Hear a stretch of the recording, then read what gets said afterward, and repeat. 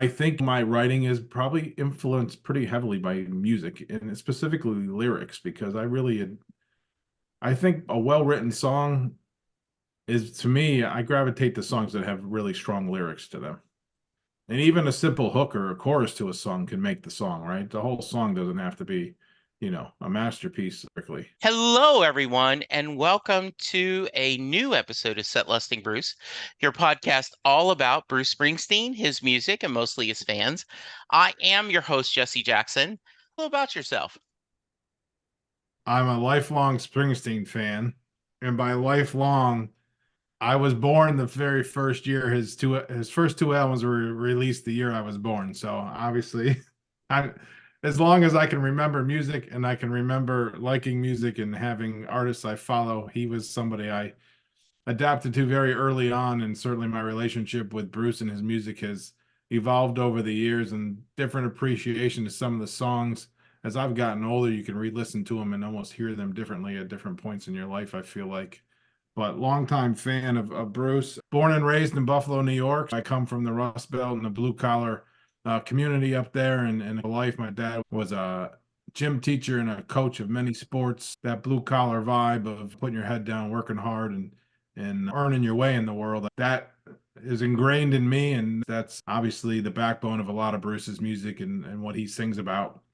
So there's a great connectivity there for me with Bruce, which I think a lot of fans who are true fans and really connect with Bruce, I think they connect on that level where they're connecting to the lyrics and they're connecting to the words of the songs. Some people listen to songs for the words, some people listen to songs for the melody, but I think true Springsteen fans enjoy his poetry and his words. Yeah, a, f- Um, a few years ago, I wish I could find this.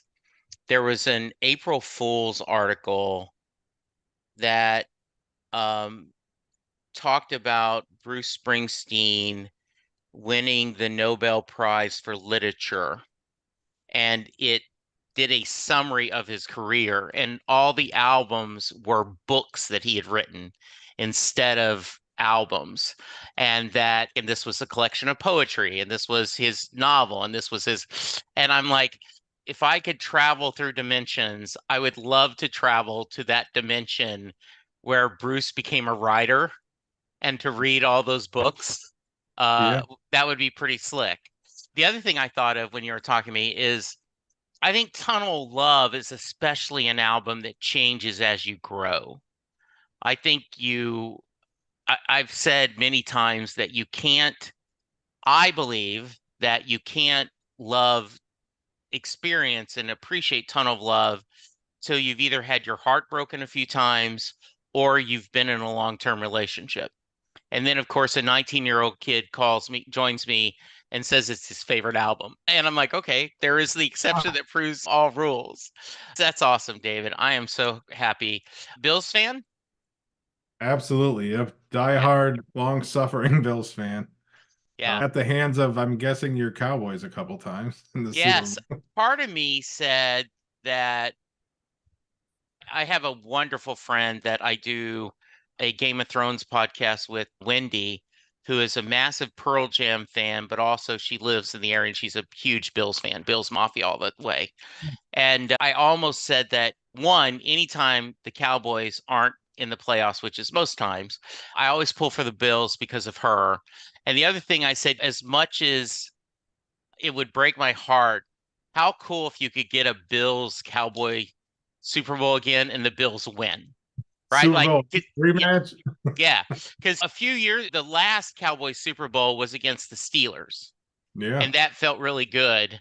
And by the way, one of my favorite stories of that is Roger was talking to Lynn Swan, Roger Staubach, and said, Mhm. "Hey, we finally beat you guys." And Lynn said, "No, they beat them. Yeah. You never beat us." Uh, yeah. I don't think you can truly root against the Cowboys if they make it back to the Super Bowl, regardless of who they're playing. Probably Uh, not. But Probably I not. but I appreciate the sentiment. Bills fans Yeah. can use all the help they can get. Yeah. And we think we got a good quarterback in Josh Allen, but they've fallen off a little bit this year. So hopefully they can get back on track. Yeah, I think so. All right. So you talked about growing up in Buffalo. So I'm going to ask you two questions about your childhood. One, what kind of music did your family listen to when you were younger? What were your parents listening to? And then after you answer that, were you a family of readers? I always like to ask writers, did you grow up with someone who was encouraging to read? You had that? Or were you just someone like myself? I did not realize how much my parents liked to read till I became older. Yeah, that's a good question. My folks aren't really big music fans. Okay.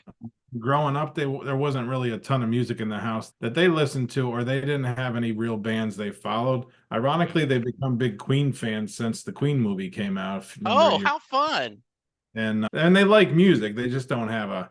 My dad liked Bob Seger, and my mom nothing special stuff from when they grew up. Yeah. Paul Anka was one of her favorite artists, and or is one of her favorite artists. But really, my biggest influence musically came from my two older brothers. Okay. So I'm the youngest of three, two older brothers, and classic rock was a lot of what we listened to and what I learned from them, like REO Speedwagon and Loverboy and Journey and those kinds of bands, like in the '80s, The Police. My one brother was a big, more heavy metal fan, like Ozzy Osbourne and Yeah. Black Sabbath, stuff like that, a little bit harder edged. But really, and their musical tastes have deviated over the years or moved in different directions. Ironically, being the youngest of the three of us, I'm still stuck in a classic rock 60s, 70s, 80s vibe with what I listen to. And a lot of the music I listen to it really predates me even being on the planet. I'm a big fan of the British invasion, right? The Stones, the Beatles, the Who, the Kinks, I think are underrated. Led Zeppelin, Supertramp's a really good band. I really enjoy all that music coming over from the UK. David, there are patterns I see doing this podcast, and one of them is siblings. Often the story is that your older siblings influenced your love of music or influenced a different way. My older brother was really into blues, so I went the grunge area, right? I had to rebel. The other is if you're the oldest, you influencing your younger siblings. That is great to hear. And absolutely. So how about reading? Were you always a big reader and were your parents influential in that? I was not really a big reader. Okay. I think my mom always encouraged it. She used to always buy us books for gifts, hoping one day we'd read this book or that book. And some I've read, others I am maybe going to get to someday, that kind of thing. And Sure. but not really a big reader growing up, but ironically, when I got to college, mixed in with my sports background, I played a lot of sports. My dad coached a lot of sports as a phys ed teacher. I ended up getting into journalism and getting into communications. My life and career, I didn't really set out to be a writer, but my life evolved to the point where I ended up getting a communications degree. So I worked as a journalist out of college, mostly as a sports writer, and then a little bit as an editor for some newspapers. Then I evolved into public relations and marketing, and I've been working in advertising for close to 20 years now. So I've done, you name it, I've done it in the marketing kind of communications, writing space to different audiences and different types of writing. And I think my writing is probably influenced pretty heavily by music and specifically lyrics, because I think a well-written song is, to me, I gravitate to songs that have really strong lyrics to them. And even a simple hook or a chorus to a song can make the song, right? The whole song doesn't have to be, a masterpiece lyrically. Yeah. So One of the other podcasts I do is Perfectly Good Podcast, John Hyatt from A to Z. And Sylvian Groth and I are going through every John Hyatt song in alphabetical order. He is not a well-known artist. He is more of a writer, but he's someone that Sylvan and I are both passionate about. And so as you're going through these songs, we'll rate them 1 to 5, and we'll go, this is a 1 or a 2 song, but this one line is a 5. Like yeah, this one line knocks it out of the park. almost So almost like a good line in a movie, right? yeah, yeah, that can elevate that movie. Um, so David, you talked about that you and Bruce Springsteen's music entered this mortal plane at the same time frame. Often people who are growing up the East Coast you can't ask them when you first discovered Bruce, because it's like asking, when did you first discover your parents used Tide dishwashing soap powder? It's just always been there. But can you remember when he, you realized he was significant and maybe your passion started? And you've already talked about lyrics, but if you'd expand on that, what about him and his music spoke to you? Yeah, I can answer both of those actually, because Okay. we've given some thought to this prior to our conversation. But I think I was born in 73. So when Born in the USA came out in 84, I was 11, 12, 11 going on 12. And everybody knew that song, the songs on that album. It was a gargantuan album for him. And that's probably the first that I really liked and enjoyed his music. I know purists of Bruce, as my fandom or relationship with Bruce and his music has evolved, maybe think that some of that stuff on Born in the USA might be a little too poppy or a little too commercial. But that was my first introduction to him, and probably a lot of people. But when I really gravitated toward, I think, being drawn more deeply to his music and really moving me and speaking to me was probably, a few years later, say late 80s. My oldest brother had gone off to college and he had the 85, 75, 85 box set. He left behind, he left a lot of stuff behind. So I gravitated, started to listen to that box set more thoroughly. And those songs um, really spoke to me. And when I listened to those songs, this is going to sound weird to hardcore Springsteen fans, but when I first started listening to the 75, 85 box set, what drew me in was the passion and the energy to his live performances, even though they were obviously recorded live performances. Just I just could feel his passion and his energy in those songs. And that's really what hooked me. It was probably like late 80s, so I was maybe a freshman in high school, getting a little bit older. And it just started connecting with me. Just so many great songs on those albums. And the funny thing is, I didn't know at the time which albums those songs were on. I just liked the songs. I listened to them, and ironically, the ones I gravitated toward that I really like a lot are Growing Up, Spirit in the Night, Hard to Be a Saint in the City. When I started liking those songs from that box set, at that time, I did not know those are all on Greetings. Yeah. Those three songs are all on his very first album. And of course, I know that now, right? All Springsteen fans know it if it was cataloged deeply. But at the time, I gravitated toward really liking those songs without the context of when he recorded them, when he released them, what albums they were on. That was the beauty of, I think, that box set, because it spanned to that point to his career. He's obviously had a whole nother career beyond that point of all those songs on that box set. But the song that and the version of No Surrender on that box set, I think, is tremendous. It's one of my favorite versions of No Surrender. But the song, and this is not going to be a shocker, but the song that really grabbed me and grabbed my attention, and to this day, it's my favorite Bruce song, and a lot of people are going to say it, so it's going to sound cliche, but my favorite Bruce song and my favorite version of my favorite Bruce song is Thunder Road from that box set. Yeah. It's a small theater. I think he's at the Roxy when he does that recording and plays that song, and it opens the box set. The guy comes on and says, "Ladies and gentlemen, Bruce Springsteen and the E Street Band," and all it is a piano, a little bit of sax, I think a little harmonica in there, and it's such a stripped down, pure version of that song, but that kind of hooked me. That's what made me a huge fan, for me to dive deeper into Bruce and his albums and his songs. Yeah. I think that as Springsteen fans, especially passionate fans, it's easy to sort of push Born in the USA aside, right? I remember for a while there, we were discussing, uh, there was somebody on Twitter was having fun back when Twitter used to be fun. They were mocking, some showrunner was mocking another showrunner in a fun way, right? And what are insults that aren't insults, right? He puts ketchup on his steak. And I said, Dancing in the Dark is his favorite Bruce Springsteen song, right?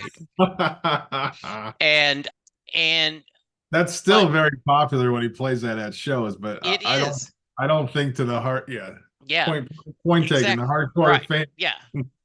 And I also, one of the things about Dancing in the Dark is all the different covers that have been done and how many different versions and skills they could do it to show what great bones are in that song.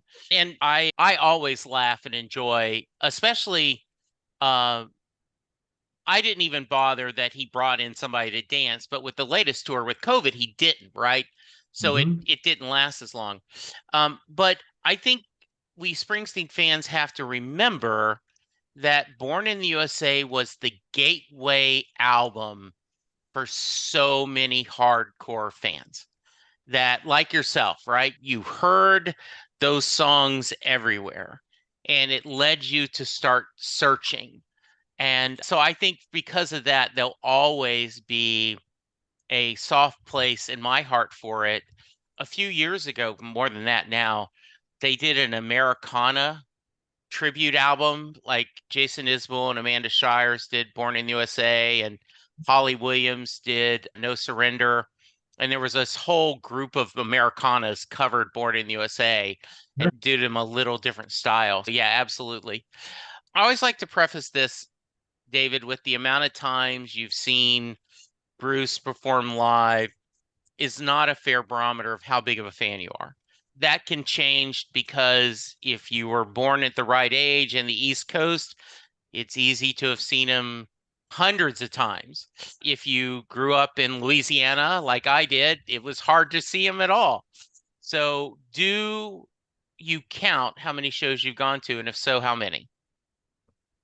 I do count. I don't know if I have the exact number though. It's over 30. It's somewhere Okay. between, I would say maybe it could be as many as 35, but let's say 32, 33. It's somewhere in there. I've lost Okay. count over the years, but I've had the fortune to see him quite a few times, and some of that is related to geography because I lived in New Jersey briefly for a stretch, and I lived in Allentown, Bethlehem area, which is just over the border from New Jersey, a little north of Philadelphia. Right in that corridor, you can get to New Jersey, you can get to Philly, you can even get down to Baltimore, and you get to New York City, and obviously the Meadowlands. And so there was greater access to see him at more shows.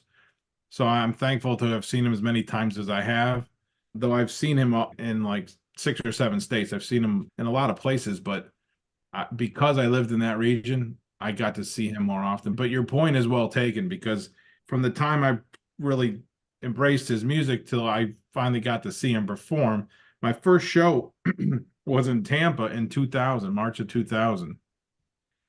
And I was becoming a big fan in the late 80s. So I waited about 12 years before I could actually get to see him. Of course, he was on hiatus there for a while. Too, that was the reunion tour, the Yeah. first kind of reunion tour.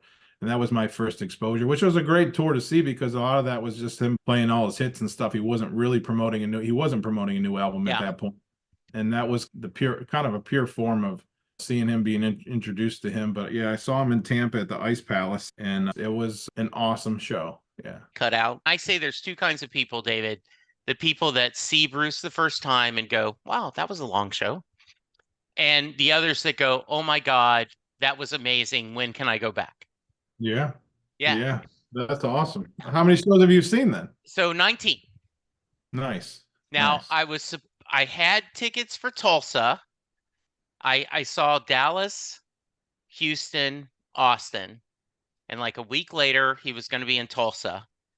And I had tickets. Linda and Chris and I were all going up together. We had rented an Airbnb. We were going to make a mini vacation of it because last summer, summer before last, there was the Springsteen live exhibit at the Woody Guthrie Museum there in Tulsa, Oklahoma, which Yeah. is right next to the Bob Dylan Museum. And we went and enjoyed both of them. In fact, we said we didn't spend enough time at the Woody Guthrie one because we did the Dylan one. And so we were like, okay, we'll go see Bruce again. We'll go back. And after going to Austin, which was on a Thursday, I woke up, I got home Friday afternoon and go, I don't feel well. And I woke up Saturday morning, I don't feel well at all. So Wow. I missed out on Tulsa. So I was 19 and holding. Then I had tickets for Columbus, in Phoenix, and then both of them got postponed. So I'm at 19 and holding. I'm like, Nice. my next show will get me into 20. Yeah. I have two footnotes to that. Yeah, That please. might make you feel better. I have one of my very best friends, and I didn't wasn't friends with him at this time, but he was not really a Springsteen fan, and one of our mutual friends drug him along to a show, and he was instantly transformed into a good diehard Springsteen fan from just one concert. So it can be if you're a big music fan, Right. right? I think he's I've seen a lot of bands. It's not just Bruce. I'm a big music fan. I've seen a lot of concerts in my day. Yeah. He's just a very the energy, and he's just a dynamic performer. Him and his band. Yeah, You know, they're it's no just frills. It's no frills. There's not a lot yeah, of smoke and mirrors and fancy stuff going on. I saw the Stones years ago at the Vet, which was supposed to be their farewell tour back then in '02, and they had these. It was like 12. I was like 20 rows off the stage on the field, and they had these jet engines like blowing up out of the stage. You could feel the heat from them, and they had a whole lot of stuff going on with the show. Bruce just comes out and plays rock and roll. I think the simplicity and purity of that adds to the intensity of the performance and the music, keeping it intentionally simple. yeah. One of the things I thought was interesting is last year they released the No Nukes tour, right? They added the two shows together and made it one concert film. And I was struck how sparse they looked on stage, right? God, there's not that many of them because there is no Niels, there is no Susie. There, just it just was odd to see, that just that small band. Yeah, and I went and saw, like, I've seen other artists where they have video screens in the back, like they are playing, there's a video accompaniment to every song. Yeah. There, even James Taylor, for that matter, had some special effects and lighting of videos. Another person I'm really enjoying, my latest music crush, is Jason Isbell. I'm late to the bandwagon for him. I had never listened to the Drive-By Truckers and just happened to see him the first time this year and have just been a deep dive into his music. And I don't know if you're familiar with Jason, I'm but not. yeah, if you like lyrics, you'll love So Jason. I'm later than you. Yeah, I'd love for you to check it out, and if you like it as much as I think, we could have you back, and we could talk about what you're thinking. Jason, what's the Jason band? Isbell, Isbell. It's more Americana. Okay. Brian Kopelman, the guy who wrote Billions, and he says he thinks he is the best songwriter under 50 living today. Wow, I'll check it out. Yeah, let me know. I'd love to hear what you think. So one more thing, Yeah, Jesse. please. Um, I gotta add another footnote No, this is what the conversation is supposed to be. to you missing a concert because of a commitment with your son, Yeah, not being able to go to what would have been your first concert. right. Now, I saw him. My first show was in Tampa in 2000. At the time, one of my coworkers, Yeah, a bunch of my coworkers were going to the show. They had gotten tickets. yeah, I couldn't get a ticket. You can imagine it was a hard ticket to get. sure. And one of my coworkers could not go because his son was being born. So I got to go in his place Nice. with his twin brother and two other really good guys that I worked with at the time. A bunch of us worked together at a newspaper. And I told my bosses, I'm like, I think that was supposed to be on the schedule to work. And I said, and I'm a highly reliable person. It's just in my DNA. What's your dad? The blue collar, right? Honest days work for Calling honest in days. sick when you're a teacher is not an option. My dad calls himself the Cal Ripken of teaching because he never Yeah, missed it. right, So anyway, so I told him, I said, you can put me on the schedule, but I'm not going to be here because there was right. nothing preventing me from going to the show to see Bruce. So it was actually happenstance and just pure luck that I got to go because my other buddy, coworker, was having a baby that same night or week it was like right in the same time frame. So I was able to go in his place. Yeah. So hopefully somebody else got to go in your Yes, place. exactly. So one of my favorite stories, and I wish I could remember who told me this because I talk about it often. There was a guest on that had been a huge fan. He still is. And I love this story, David.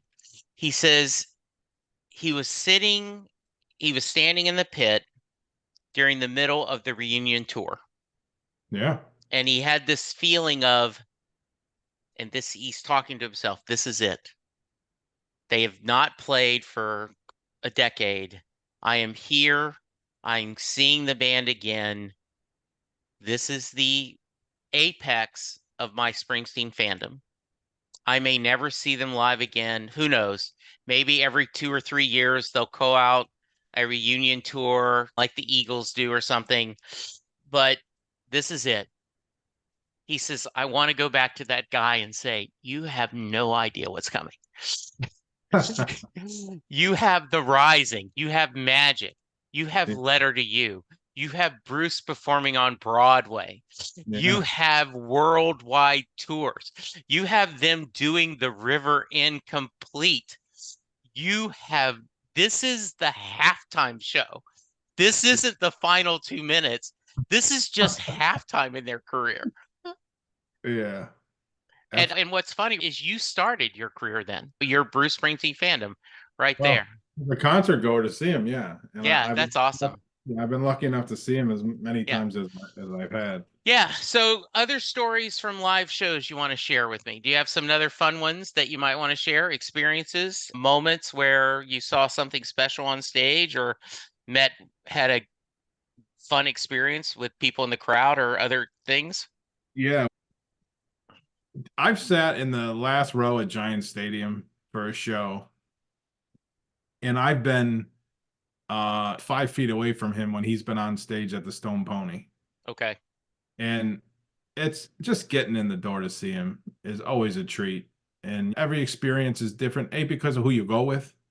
If you go with other diehard Springsteen fans, I think there's just a different energy to that. But Sure. I've drug a lot of family and friends to shows over the years that haven't necessarily been huge fans, and I just insisted they go, and they've always Yeah. had a blast. But it varies depending who you're with and what you're. But every show is also unique and different in its own right. My favorite show, though, of all time, was March 11th, 2003, Rochester, New York. Okay. It's an old hockey arena, Blue Cross Arena. It's an old hockey arena. It's a smaller little hockey arena where the AHL Rochester Americans play, which is their affiliate to the Sabres. And I had floor seats, not in the pit, but just we were like one row back from the Okay. blockade, about center stage blockade from the pit. So I was about 20 yards from center stage. I don't want this to sound bad, but Patty wasn't there that night. She got sick, or he Okay. said she was sick and stayed home. And you know what? It was just the best show I ever saw. The Bruce's interaction with Clarence and with little Steven was so much different. And I don't mean that as a knock on her. Yeah. Growing up, I always felt like I missed out on seeing Bruce way back in the early days with the Right. different chemistry to the band in some of those smaller venues and stuff that he used to play. And I, that's what that show felt like. to me, I feel like Springsteen fans like ourselves that didn't see shows till, let's just say, the second half, you it's like missing an extra point. You're always chasing that point. I feel like, at least from my perspective, I'm always chasing, like I can never catch up, but I keep trying to catch up, right? That what is the next? I need to get more. I need to get more of this feeling. Yeah, got to get that feeling. Yeah, absolutely. That's awesome. Were you able to make Broadway? I was not able to see him on Broadway. I tried a bunch and I kept losing out on the lotteries, and it didn't come together for me there. But Okay. the other thing about that show though was he played a couple really rare songs that he rarely plays. One was Blinded by the Light, Oh, yeah. and he did a great version of that. He also played Fire toward the end of the show. Oh, It's not songs that you're going to see him play very often, and yeah. it was a really good set list. I think they played Backstreets that night, and it had a different energy to it. And it was a That's smaller, nice. it was a smaller arena, and I was down on the floor closer to the stage, and I felt like I was at one of those small clubs back in the day. So I think that's part of what it was. And not a knock on Patty, but without her being there, she wouldn't have been there really early on. So it had that vibe to it. It had the vibe of what I listened to on the box set, the show, the recordings from the Roxy, where you're hearing him in that small little venue, with a really polite clap when he Yeah. gets injured through Bruce Springsteen and the East Street Band, and they start Thunder Road, and you get that real, almost like a golf clap, right? And Yes. not like a big stadium erupting. So that was a tremendous show for a lot of reasons there.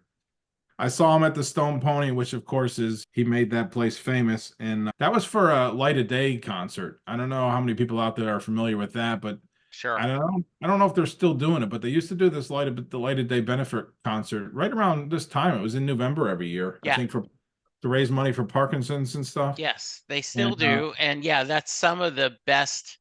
Yeah, people talk about that. That's always some of the best shows because it's the smaller venue. There's a lot of fun. It's a looser show. So yeah, absolutely. was an all day thing, and we got there early, and we positioned ourselves close to the stage, listened to a bunch of bands, and didn't know if Bruce was going to show up. You never know if he's going to grace you with his presence. And Joe Grishecki and the House Rockers, he's a big friend of Bruce, and he was coming out and playing the last set. And sure enough, Bruce showed up and played with him. So we were wedged between like the bar and the stage, Okay. and and it's not a high ceiling, and there were huge amps hanging off the ceiling. And I was standing right in front of one of the amps, and I was probably 10 feet from Bruce through the whole show. And it's, the Nice. stage isn't real high either. And it was just packed. You could barely move. It was just a whole lot of fun. My ears rang for at least 2 days afterwards, like a I heavy ringing. Like I probably still have damage from that show. All right, so I want to switch just for a moment. I did mention you're a writer, so you talked about you've done a lot of editing, you've done reporting. So talk about your book. What led you to tell us first what it is, where we can find it, but talk about what inspired you to write this. Yeah, good question. So the book is called "It's Okay to Not Eat Your Peas," I love that title so much. and it's both literal and metaphorical. Okay. And during the pandemic, I think everybody did different things to kill time, and you can only Yeah. do so much when we're all locked up inside and waiting things out. But I've always had these stories bouncing around in my head, and I don't have kids of my own. And I grew up, I should say, my nieces and nephews grew up in different states than I did. So I saw them on occasion when I was visiting my brothers and stuff when we got together, but I wasn't really regularly in their lives. It's hard for Uncle Dave to roll into town and depart real wisdom on them when I don't Mhm. have a strong relationship with them. Not that I have a bad relationship, I just didn't have that everyday Right. familiar with them. So I sat down to write these stories as if I was going to share them with my own kids, or certainly with my nieces and nephews. So what's in the book is a lot of stories about my life and my experiences, things I've learned from other people. So some are cautionary tales, some are just advice. And I wanted to really wrote that for my nieces and nephews. I wrote that as advice from Uncle Dave to them, and things that hopefully that they could learn from and gain from that. And that was the pure starting point for the book. And I just started writing down some stories, and I thought, "Oh, that's pretty good." And I wrote another one and another one. And I wasn't really sure I was going to have a book, but I was writing because everyone needed to do something. And I got enough content together where I felt, you know what, this is really good. And the self-publishing thing has been growing and evolving, where people don't have to go through those traditional channels to find an agent and find a publisher and do all that. And I've spent my life in communications and marketing and publishing and advertising and writing and editing. So I built a book for myself and published it on Amazon. You can find it on Amazon. And thankfully, you know what? It's been very well received.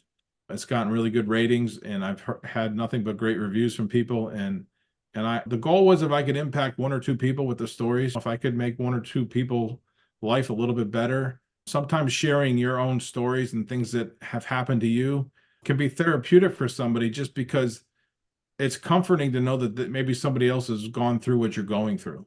Okay. So for Yeah. people who, yeah, so for people who, Jesse, I'm guessing we're in a similar age bracket-ish.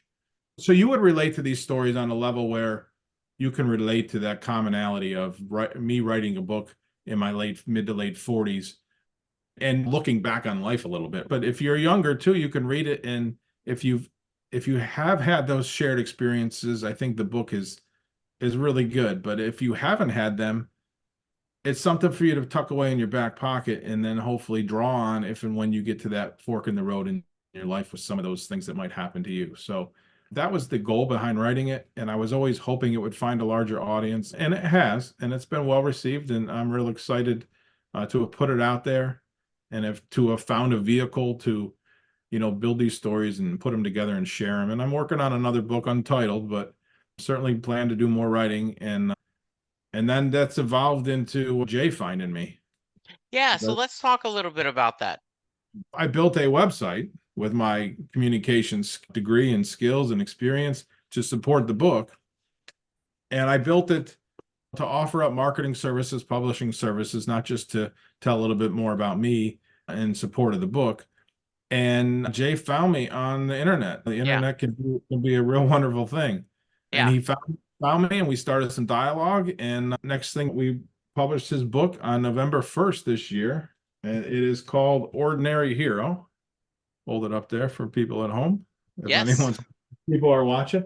And it's a tremendous book. Jay is a tremendous guy. For people that don't know Jay's story, he's in his early 40s, so about 10 years ago, when he was in his early 30s, he was diagnosed with cerebellar atrophy, which is a degenerative condition where the cerebellum portion of his brain is dying. It affects mostly motor skills, and it's in the Parkinson's realm, but not quite. I don't think the same. It's similar. Yeah. Jay might dock me for that if I'm explaining that. But so Jay's first book, which I read, and his second book, which I edited for him and paginated and designed and published and did the cover, and we had a lot of conversations about that, and we just launched it for him. His style is very similar, where he's writing about his life and telling stories about his struggles with his diagnosis and his condition. And he's got a really, well, he's a very talented writer. Yes. Both books are very fun and entertaining. It's a dark, and not a dark, it's a difficult topic, some of what he's going through, but he's been strong enough to decide he wants to share that with the world and be a positive influence on other people that might have his similar ailment, right? And tell them that things are going to be okay. But you don't have to have the condition he has to appreciate his stories and understand what he's going through and how hard he's working to make the best life for himself in spite of all that. And he's a very inspirational guy. I tell him that every time we talk, that he inspires me just in how he's living his life. He's a real great guy. Jay is the originator of the Mary question. He has been on the podcast multiple times. And because of his disease, it is tougher for him to speak and do an interview. And I reached out to him and I said, I know you're not comfortable. I said, if you want to record, I could ask you questions, you record your answer. And he said, no, what I'd really love is, do you mind talking to David? Because David is a huge Springsteen fan and he really helped me with the book.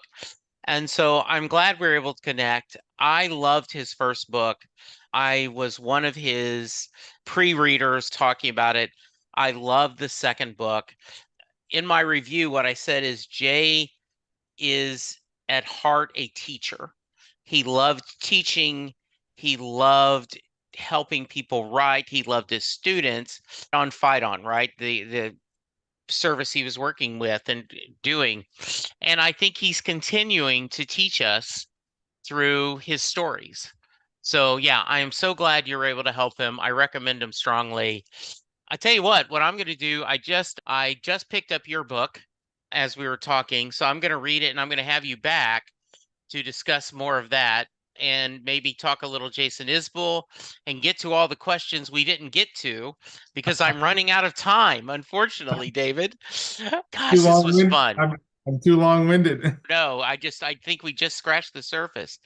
We did. It's Yeah, I could talk forever about Bruce. Yeah, and we will do this again. We will absolutely do this again. So, David, speaking of Jay, when he was teaching, he would give his class the lyrics to Thunder Road, and they would study them. They would treat it as if it was a poem. They would talk about Robert Frost, other American poets, and then after 2 full days of breaking apart every lyric, he would ask his class, "Does Mary get in the car?" So, David, that is your question. Does Mary get in the car at the end of Thunder Road? The short answer is no, I don't think she does. Okay.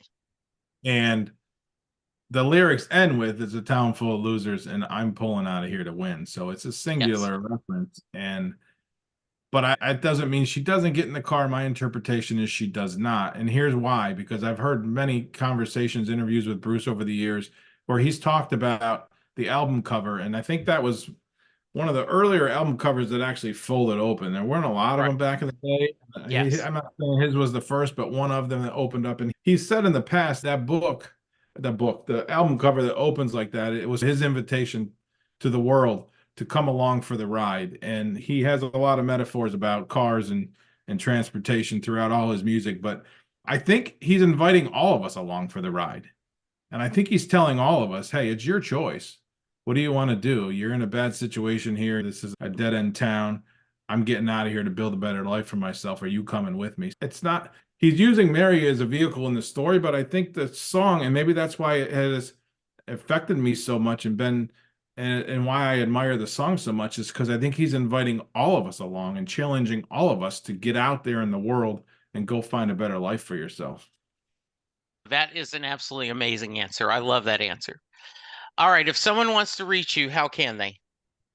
Oh, you can visit my website, which is bigcatcreative.com. It's a K for cat and K for creative. And that's a whole nother story. That's a nickname I got back in college, Big Cat. Okay. Uh, I'm a big guy.